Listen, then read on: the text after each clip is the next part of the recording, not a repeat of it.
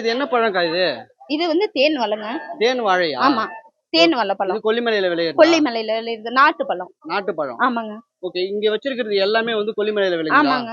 இது வந்து செவ்வாழை. உள்ளார பிரிச்சு பார்த்தாலும் சிகப்பா தான் இருக்கும். பழமும் சிவப்பா தான் இருக்கும். பழமும் சிகப்பா தான் இருக்கும். இல்ல, எல்லா இடத்துலயுமே செவ்வாழை வந்து உள்ள வந்து ஒயிட்டா தானே இருக்கும். ஆமா, இது வந்து சிகப்பு கலர்ல இருக்கும். பழமே சிவப்பா தான் இருக்கும். பழமே சிகப்பா இருக்கும். இப்ப இந்த பழம் என்னக்கா?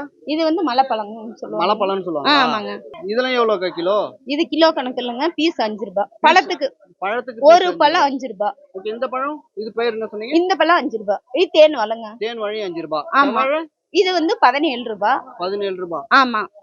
செவ்வாழை அது வந்து 20 ரூபாய். இது என்ன பழம்? அதுவும் செவ்வாழை தாங்க. செவ்வாழை தான். இது சைஸ் தகுந்த மாதிரி. ஓகே, இது என்ன பழம்க்கா?